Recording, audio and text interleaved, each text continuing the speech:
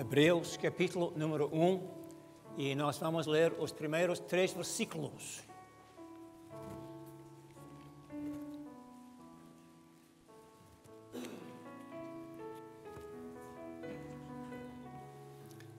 Então assim diz a palavra do Senhor. Havendo Deus antigamente falado muitas vezes e muitas maneiras aos pais pelos profetas, a nós falou-nos nestes últimos dias pelo Filho, a quem constituiu herdeiro de tudo, por quem fez também o mundo, o qual, sendo o resplendor da sua glória e a expressa imagem da sua pessoa, e sustentando todas as coisas pela palavra do seu poder, havendo feito por si mesmo a purificação dos nossos pecados, assentou-se à destra da majestade nas alturas. Amém. Só até aqui. Senhor, é a Tua palavra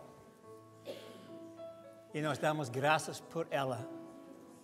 E pedimos nesta hora que o Teu Espírito Santo possa nos conduzir para entendê-la na manhã de hoje. Abra os nossos corações, Senhor, assim nós oramos no nome de Jesus. Amém. Assentados, irmãos.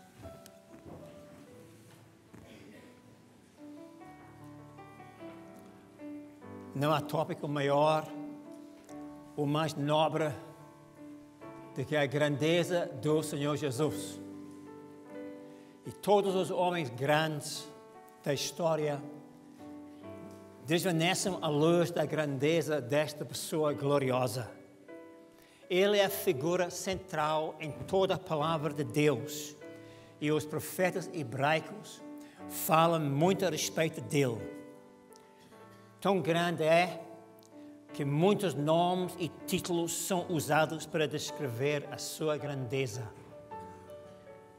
Ele é Jesus, Emmanuel, o Filho do Altíssimo, maravilhoso, a palavra, o Messias, o Cordeiro de Deus, o leão da tribo de Judá, a luz do mundo, o Senhor dos senhores, o noivo da igreja, o Alfa e Ômega, o Príncipe da Paz e muitos outros nomes e títulos.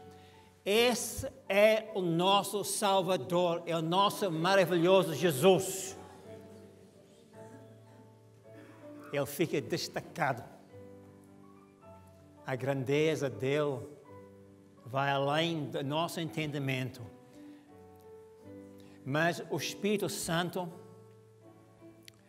tem muitas funções, mas uma das suas funções é de nos revelar a grandeza do Senhor Jesus. Ele faz isto para que possamos adorá-lo e servi-lo e para que ele possa ser glorificado, louvado seja o nome do Senhor. Através da revelação, nós vemos a grandeza do Senhor Jesus ainda antes da existência do universo. O Senhor Jesus não foi criado. Nós fomos criados. Os anjos e os arcanjos todos foram criados. Todo o universo foi criado. Mas Ele foi gerado por Deus Pai na eternidade. Quando nós nascemos do Espírito Santo, tornamos-nos filhos de Deus. Mas o Senhor Jesus é o Filho de Deus num sentido único. Ele tem a mesma natureza do Pai. Ele é Deus. Assim, antes da existência de qualquer coisa, Ele é Deus. Omnisciente, omnipotente e omnipresente. Este é Jesus que é nos apresentado na palavra de Deus. Através da revelação também vemos a grandeza do Senhor Jesus no processo da criação. O universo não aconteceu por acaso. O universo não aconteceu por si próprio. Deus Pai o Filho e o Espírito Santo estiveram todos envolvidos no processo da criação. Deus Pai supervisionou tudo, mas foi o Senhor Jesus, o Filho eterno, que foi o Criador. Tudo foi criado por Ele, e sem Ele nada do que foi feito se fez. Tal era a sua autoridade, que apenas falou a palavra e tudo aconteceu. Através da revelação também vemos a grandeza do Senhor Jesus na eternidade. Ele foi sempre o príncipe da glória. Foi o centro de toda a adoração no céu. Ele, o foco de tudo. E foi adorado e servido por todos os anjos e arcanjos. Mas através da revelação vemos a grandeza do Senhor Jesus ao deixar o céu por pecadores como nós. Fomos criados para adorar Deus, para servi-lo, para trazer honra ao seu nome, mas infelizmente falhamos e não honramos a Deus como devíamos. Deus Pai sabia de antemão que íamos falhar. Sabia que a nossa rebelião ia cortar-nos da sua santa presença. Mas Ele nos amou e quis salvar-nos das consequências graves da nossa ação.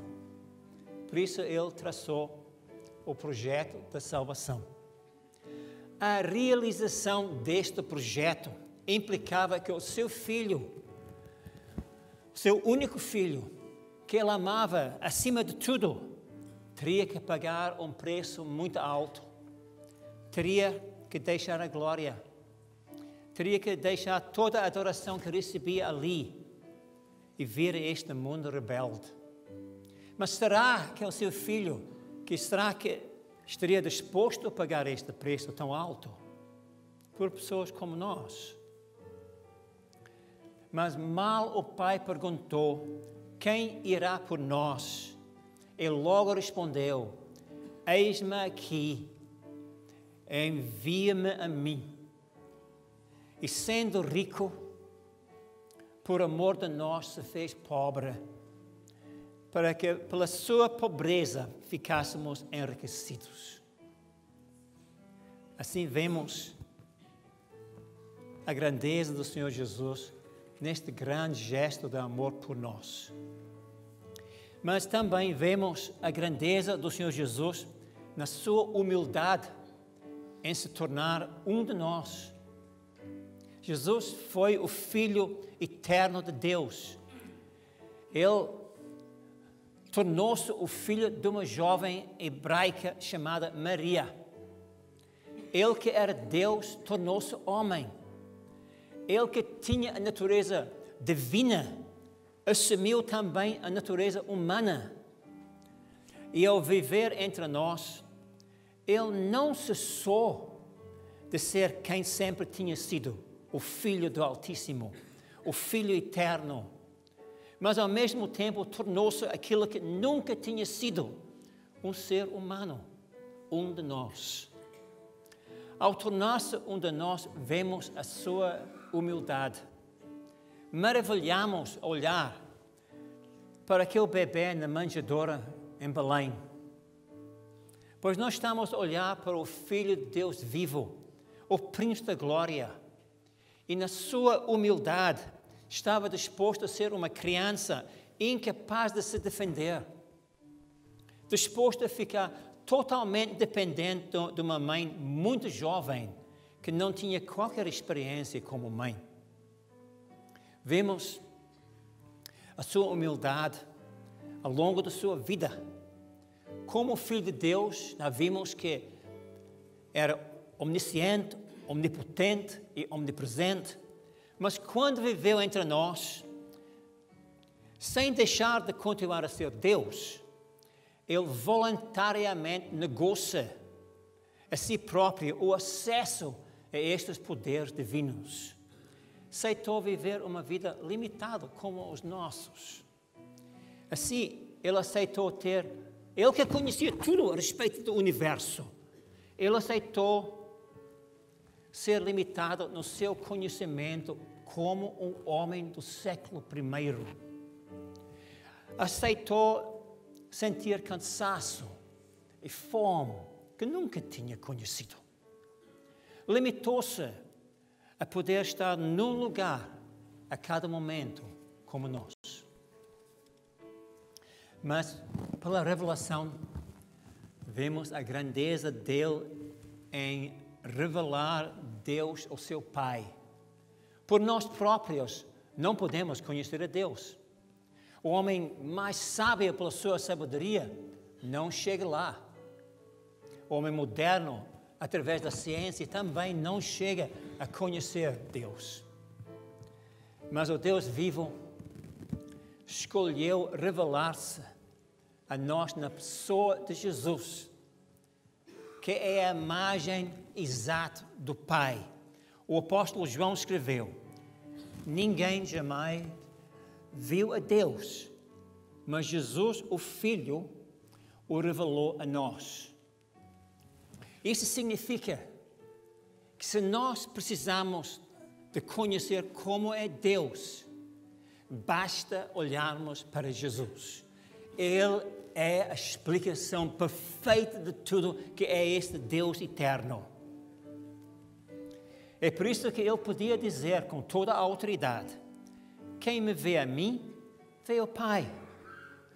Jesus veio e mostrou não um Deus distante, indiferente ao nosso sofrimento e dor, mas um Deus de amor, um Deus que encontra alegria em receber pecadores arrependidos. Louvado seja o nome do Senhor por ter um Deus, conhecer um Deus assim.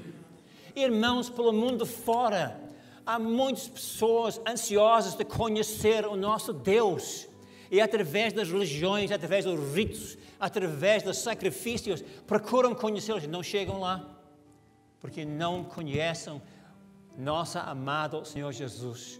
Ele é o caminho, louvado seja o nome do Senhor. Através da revelação, vemos a grandeza do Senhor Jesus na sua obediência. Foi obediente aos seus pais, mas também foi obediente ao seu Pai Celestial. A sua alegria consistiu em fazer só a vontade dele. E como resultado da sua obediência, Jesus nunca, nem uma vez, pecou, porque andou sempre na orientação do Pai. Por causa disso, o seu Pai Celestial, teve muito orgulho nele. Assim, quando Jesus foi batizado, o Pai interveio dizendo: este é o meu filho amado em quem me comprazo.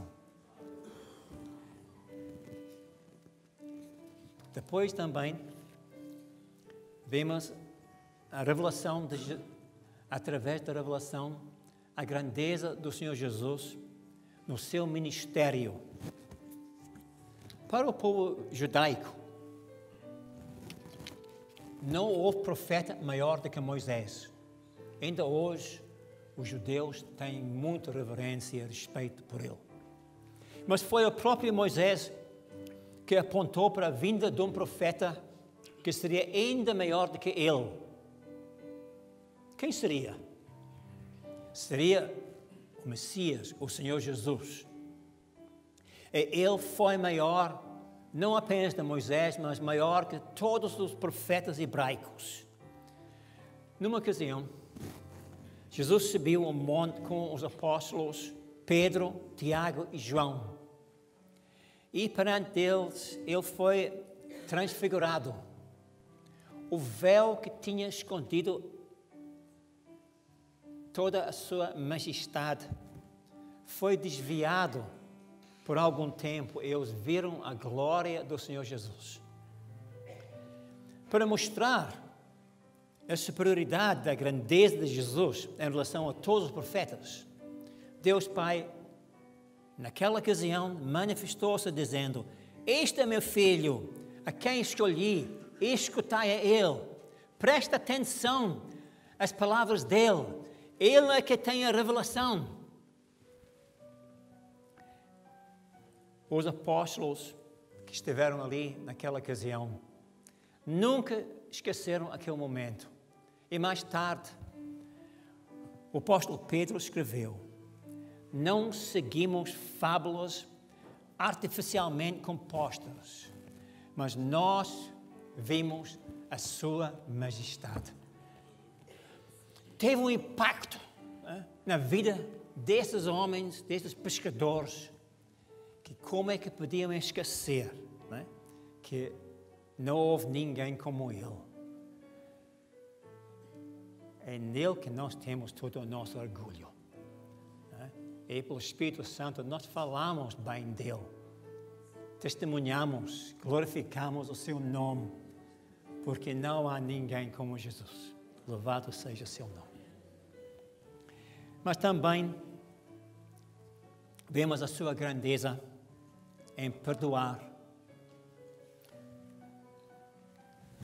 Eu sempre fico muito tocado quando leio o apóstolo Paulo falando a respeito da ceia do Senhor, como ele disse, na noite em que Jesus foi traído. Estas palavras sempre me tocam, não é? Porque na noite em que Jesus foi traído, tomou pão, partiu e deu aos discípulos, dizendo: este é o meu corpo dado por vós. Jesus sabia como ia ser maltratado e sofrer uma morte dolorosa às mãos dos homens. Mas mesmo assim, sabendo que os homens iam lhe fazer o pior, ele estava disposto a fazer o melhor por nós. E foi precisamente nesta hora em que ele ficou mais consciente que aquilo que ia acontecer nas horas a seguir, que Jesus, juntamente com os discípulos, falaram destas coisas. Na cruz, quando Jesus enfrentou todo o ódio e abuso dos homens, ele podia ter dito: chega, eu não aguento mais. Eu não vou morrer por estas pessoas. Não merecem isso. E a palavra nos diz, na realidade, que naquele momento podia ter pedido ao Pai. E o Pai lhe teria enviado anjos poderosos para o ter tirado dali. Mas, graças a Deus, ele aguentou tudo ali, não é? E podia dizer: Pai, perdoa-lhes, porque não sabem o que estão a fazer. Maravilhoso. Mas também vemos a grandeza do Senhor Jesus na sua morte. A morte de Jesus foi totalmente diferente da morte de qualquer outra pessoa. Ele não morreu uma morte normal. Ele morreu uma morte violenta. E como? Morreu como um sacrifício pelos pecados de toda a humanidade, morrendo como o Cordeiro de Deus. Deus tinha ensinado o povo de Israel que quando alguém pecava, tinha que trazer um cordeiro como sacrifício pelo pecado. Antes de o matar, a pessoa tinha que pronunciar os seus pecados sobre a cabeça do animal. A seguir, o cordeiro morria no lugar do pecador, sofrendo o seu castigo. Mas era tudo simbólico. Nenhum animal podia remover o pecado. Mas tudo apontava para Jesus, que um dia viria como o Cordeiro de Deus, para morrer como o nosso substituto, sofrendo o castigo que era nosso. Ele ofereceu um sacrifício perfeito. Glórias ao nome do Senhor Jesus. Um sacrifício que foi aceito por nosso Deus Santo. Mas depois desse sacrifício na cruz, Jesus clamou: está consumado. E com estas palavras, proferidas em voz alta, voz da vitória, o Senhor Jesus estava dizendo que a redenção, a obra da redenção tinha sido completada. O preço da salvação tinha sido pago. Não havia necessidade de mais nenhum sacrifício. Não havia nenhuma necessidade de mais contribuição nossa. Ele pagou o preço todo, louvado seja o nome do Senhor. Mas quando Jesus clamou: está consumado, o Pai estava bem atento. Naquela hora, Ele cortou o véu do templo que impedia os homens chegassem a Deus. Este véu foi rasgado completamente, de alto a baixo. A porta foi aberta através do sangue precioso de Jesus, um novo e vivo caminho para pecadores como nós, para que possamos chegar e receber o braço de Deus Pai. Louvado seja o nome do Senhor. Vemos também a grandeza do Senhor Jesus na sua ressurreição. Jesus morreu, mas não ficou morto. Ele ressuscitou ao terceiro dia, cumprindo toda a profecia. Ele é chamado o primogênito dos mortos. O que é que isso significa? Significa que ele é a primeira pessoa que morreu e voltou a viver, sabendo que nunca morreria outra vez. Ele próprio disse: eu sou aquele que vive. Ele vive. Estive morto, mas eis que estou vivo pelos séculos dos séculos. Nós adoramos um Jesus vivo. Durante o seu ministério, Jesus ressuscitou várias pessoas, incluindo o seu amigo Lázaro, que tinha estado morto durante 4 dias. Cada ocasião foi um milagre notável. Mas todas estas pessoas que Jesus ressuscitou morreram outra vez. Jesus não. Ele hoje vive no poder de uma vida que nunca vai terminar. Louvado seja o nome do Senhor. Ele é chamado o primogênito dos mortos, porque é a primeira pessoa numa fila de pessoas que serão ressurretos da morte para nunca mais morrer. E isso vai acontecer no grande dia, quando Jesus volta para buscar a sua igreja, né? E nesta hora nós vamos subir, e aqueles que já morreram, os nossos irmãos no passado que morreram em Jesus, vão ser ressurretos naquela ocasião. Louvado seja o nome do Senhor. E quem vai ficar no meio de tudo, glorificado acima de todos, é o primogênito dos mortos, nosso amado Senhor Jesus. Os irmãos estão a ver a grandeza dele. Digno é de toda louvor e toda adoração. Através da revelação vemos a grandeza do Senhor Jesus na sua ascensão. Dias depois da ressurreição, Jesus foi levado ao céu enquanto abençoava os discípulos. Ali recebeu o acolhimento de herói, tendo completado a missão do Pai. Um dos salmos messiânicos fala da entrada do Senhor Jesus no céu. E essas palavras são essas: levantai, ó portas, as vossas cabeças, para que entre o Rei da Glória. E foi assim a entrada do Senhor Jesus no céu, depois de ter completado a missão, ter regressado ao céu. Louvado seja o nome do Senhor. Mas Jesus não voltou ao céu sozinho. Foi acompanhado em triunfo pelos servos fiéis do Velho Testamento que tinham esperado por ele, pelo Messias, em Sheol ou em Hades. Depois da sua morte, Jesus desceu em Hades. E as portas do Hades não lhe resistiram. Ele entrou e libertou todos. Assim, quando Jesus voltou ao céu, voltou com Abraão, com Noé, com Moisés, com Isaías, com Daniel, com todos os profetas, com todo o seu povo do Velho Testamento. Que dia de festa foi! Estes irmãos nós tínhamos esperado, né, em toda a sua necessidade, crendo a sua redenção, a hora de ser libertados dali. E foram libertados porque o Senhor Jesus tinha feito esta obra gloriosa. Maravilhoso é Ele. Vemos a grandeza dele na sua exaltação.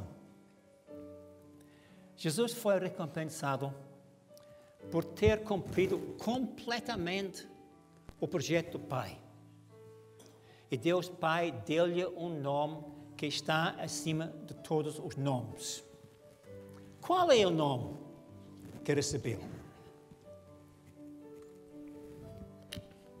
Não é Jesus. Ele recebeu este nome quando nasceu. Ao longo da sua vida, ele foi chamado Jesus de Nazaré. O nome que ele recebeu é o nome de o Senhor. É por isso que nós dizemos, Jesus, Ele é o Senhor. Isaías diz que ele foi humilhado mais do que qualquer outro homem, mas que seria exaltado acima de todos. E louvado seja o nome do Senhor. Este Jesus nosso tem sido exaltado acima de todos. Ele é o Senhor. Bendito seja o seu nome. Ele tinha sido sempre o Senhor. Senhor por direito. Mas agora tornou-se Senhor por conquista. Ele venceu na cruz do Calvário o nosso grande adversário Satanás. E agora o Pai lhe concede o nome Senhor. Por direito, Ele é Senhor. Por conquista, também é o Senhor. Veja como Ele é grande. Bendito seja o seu nome. Também vemos a grandeza do Senhor Jesus como o Senhor do universo. Quando Ele voltou ao céu, foi exaltado, coroado, sentou-se logo no trono do universo, ao lado de Deus Pai. Depois o Pai confiou-lhe o trabalho de cuidar do universo. Há quem pensa que Deus criou o universo como uma máquina gigante, a qual Ele deu corda, e desde então o universo tem continuado a andar sozinho. Mas nada disso aconteceu. O Senhor que criou o universo tem sempre tomado conta de tudo. E hoje o Senhor Jesus está na sala de controle do universo. Pense nisso. Há no céu o homem, um de nós, e ele tem recebido toda a autoridade no céu e na terra. Ele tem sido dado esta posição de estar na sala de controle, cuidando de tudo. E ele sustenta tudo pela palavra do seu poder. Isso que foi que nós lemos esta manhã. É Ele que mantém constantemente os planetas nas suas órbitas. E por isso podemos descansar bem, sabendo que enquanto dormimos, que este Jesus, o Senhor Jesus, está em controle de tudo. E que o nosso planeta não vai desviar-se de repente da sua órbita. aqui e cair num buraco negro, porque Jesus é Senhor. Bendito seja o seu nome. Mas vemos também a grandeza do Senhor Jesus como Salvador. Em Israel, os sacerdotes, os reis e os profetas eram todos ungidos. A unção separou-os para funções especiais. Mas Jesus é o Cristo, é o Messias. E Messias significa o ungido. Os outros eram ungidos. Jesus não é ungido com eles, ele é o ungido. Ele é único, ele é especial, ele é destacado. Ele foi destacado para uma função principal no projeto de salvação, para ser o Salvador do mundo. Antes de nascer, ele foi dado o nome Jesus, que em hebraico é Yeshua. E Yeshua significa Deus salva, porque ele seria o Salvador. Jesus é o Salvador do mundo. Não há salvação em mais nenhum nome. Só Ele é que pode nos salvar.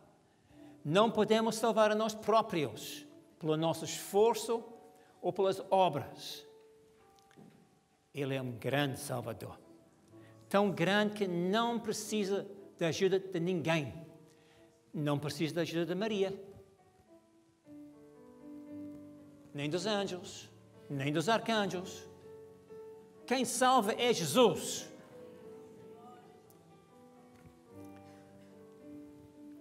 Ele nunca perdeu ninguém que confiou nele.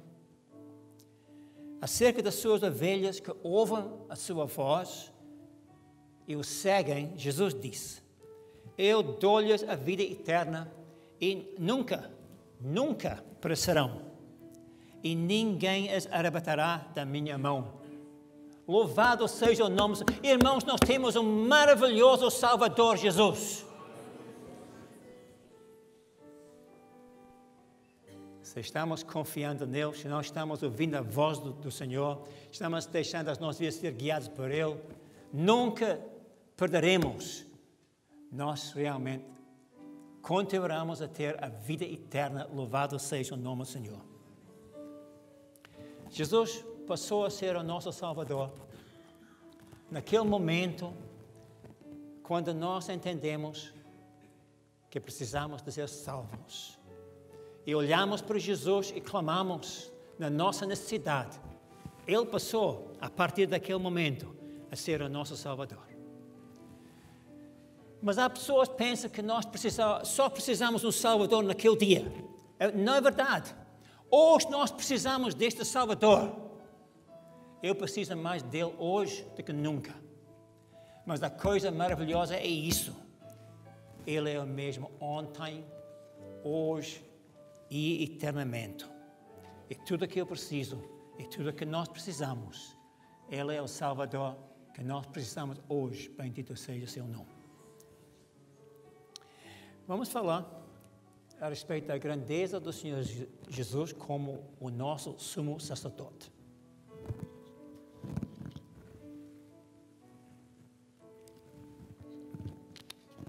O sumo sacerdote em Israel era importante para o povo. Ele era da tribo de Levi. 12 tribos em Israel, mas a tribo de Levi era a tribo dos sacerdotes. O sacerdote, o sumo sacerdote, representava o povo diante de Deus e intercedia a favor deles. O primeiro sumo sacerdote era Arão, o irmão de Moisés. Mas Jesus é superior ao sumo sacerdote Arão. Na ordem de Levi, na ordem levítica, o sumo sacerdote servia durante um tempo, até a sua morte, sendo então substituído pelo seu filho. Havia uma sequência. Mas não sendo da tribo de Levi, mas da tribo de Judá, Jesus não podia ser um sacerdote segundo a ordem de Levi. Jesus é um sacerdote segundo uma ordem superior, a ordem de Melquisedeque. Melquisedeque foi um rei sacerdote que levou pão e vinho a Abraão. Por não ter genealogia registrada, o sacerdócio dele foi considerado interminável. Jesus é um sacerdote desta ordem, porque o seu sacerdócio é eterno. Ele será sempre o nosso sumo sacerdote. Os reformadores protestantes não deram nenhuma importância ao sacerdócio de Jesus, como acontece com a maior parte dos crentes nos nossos dias. Muitos consideram o sacerdócio de Jesus uma posição honorária que não nos oferece nenhum benefício. Pensam que estaríamos salvos, mesmo que Jesus não fosse o nosso sumo sacerdote. E isto é um erro muito grave. Estaremos totalmente perdidos se Jesus hoje não fosse o nosso sumo sacerdote, intercedendo por nós. O seu sacerdócio começou quando ele ofereceu a si próprio como sacrifício. Tem continuado ao longo dos anos. Ele intercede por nós. Ele intercede na presença de Deus no céu para que possamos receber a graça contínua que precisamos para cada momento. Sem a sua intercessão constante, morreremos espiritualmente. Mas como é que Jesus intercede por nós? Tal como o sumo sacerdote levítico intercedia pelo povo. Este intercedia ao entrar no Santo dos Santos, uma vez por ano, apresentando o sangue como evidência do sacrifício feito a favor do povo. Não era suficiente que o sangue fosse derramado. O sangue tinha que ser apresentado diante de Deus como evidência que a morte tinha de facto acontecido. Semelhantemente, Jesus, na presença de Deus, intercede a nosso favor, apresentando a evidência do seu sacrifício. Assim, a intercessão dele não envolve grandes apelos, grandes gritos, lágrimas, nem nada disso. Temos que nos lembrar que Jesus é sumo sacerdote, mas também é rei, é o Senhor, tem toda a honra, toda a dignidade, está sendo louvado a cada instante. Ele não está perante o Pai clamando e chorando por nós, mas ele intercede por nós, estando ali, apresentando para o nosso Deus a evidência daquilo que aconteceu no passado, quando ele, como o Cordeiro, morreu pelos nossos pecados. Melquisedeque ofereceu pão e vinho a Abraão quando este precisava. Estes símbolos falam do corpo e do sangue de Jesus. Como sumo sacerdote, Jesus oferece-nos a graça que nós precisamos a cada momento. Mas esta graça não cai automaticamente sobre as nossas cabeças. O sangue de Jesus abriu caminho, um novo caminho, até o trono de Deus, que é chamado o trono de graça. E para receber esta graça, que está constantemente à nossa disposição, nós temos que estar diante do Senhor, nós temos que pedir, nós temos que estar diante do Senhor. Senhor, tem misericórdia de nós, concede-nos a tua graça no dia de hoje. E esta graça nós vamos receber, bendito seja o nome do Senhor. Nós estamos terminando. Vemos a grandeza do Senhor como o Senhor da história. Quando Jesus se sentou no trono, o Pai confiou-lhe o trabalho de implementar o seu projeto para a humanidade. Por isso, sabemos que o projeto de Deus não vai falhar. Por que não vai falhar? Porque está nas mãos de Jesus. Nós estamos nas mãos dele, ele não vai deixar-nos cair. Também este projeto não vai cair por terra. Este projeto vai ser implementado. E no livro do Apocalipse nós temos uma visão que Jesus, o Cordeiro vitorioso, apresenta evidência da sua morte, seu sacrifício. Recebe o rolo que contém o destino da humanidade. E à medida que ele abre os 7 selos, o projeto de Deus é implementado. É isto que está a acontecer nos nossos dias. O Senhor Jesus está conduzindo a história ao seu fim. Quanto mais nós conhecemos este Senhor Jesus, mais maravilhados ficaremos com a sua grandeza. E maior será o seu impacto nas nossas vidas. Pelo Espírito Santo, nós seremos desafiados a dedicar mais as nossas vidas, a louvá-lo e adorá-lo, a sermos motivados também a falar dele às pessoas que estão vivendo neste mundo sem esperança. Pois não há outro Salvador senão é Ele. E só Ele é o Senhor. Louvado seja o seu nome. Senhor vos abençoe, irmãos.